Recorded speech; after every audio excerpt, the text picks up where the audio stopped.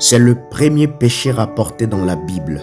Le serpent, l'animal le plus rusé de tous les animaux, séduisit Ève, la convainquant de manger le fruit défendu. Elle mangea de ce fruit et en donna à son mari. Ils prirent alors conscience qu'ils étaient nus.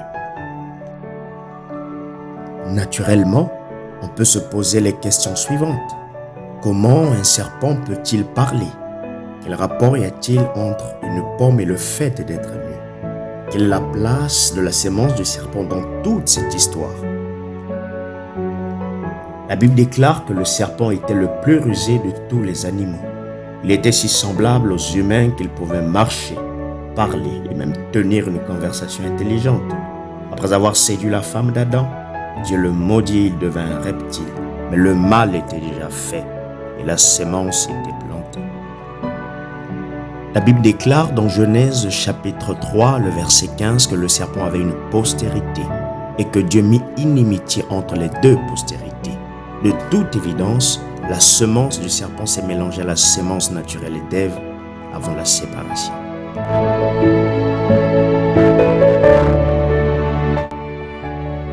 Comment tout cela pourrait-il résulter du fait d'avoir mangé une pomme? Nous mangeons du fruit des arbres du jardin.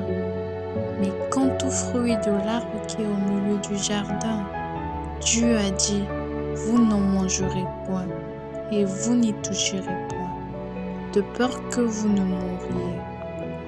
Vous ne mourrez point. Mais Dieu sait que le jour où vous en mangerez, vos yeux s'ouvriront, et que vous serez comme des dieux, connaissant le bien et le mal.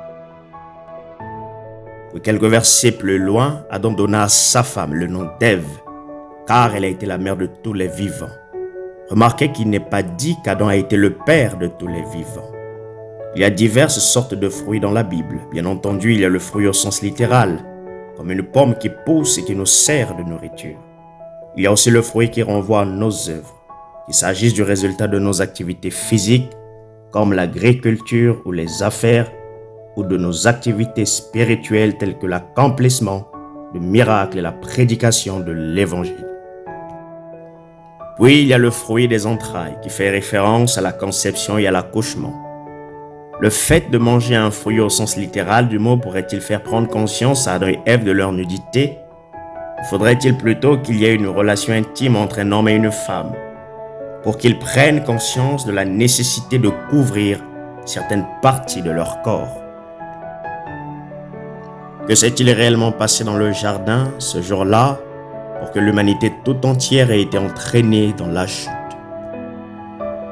Tout comme la semence de la femme était littéralement Dieu qui s'est reproduit dans la chair humaine, de même la semence du serpent est précisément le moyen que Satan a trouvé pour s'introduire dans la race humaine. Il était impossible à Satan, qui n'est qu'un être esprit créé, de se reproduire de la manière dont Dieu s'est reproduit. La Genèse nous raconte donc comment il a produit sa semence et s'est introduit ou injecté dans la race humaine. Souvenez-vous aussi que Satan est appelé le serpent. C'est de sa semence ou de ce qui a été injecté de lui dans la race humaine que nous parlons.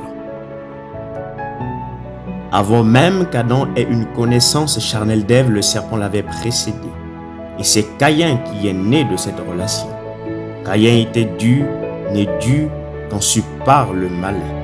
Premier livre de Jean, chapitre 3, le verset 12.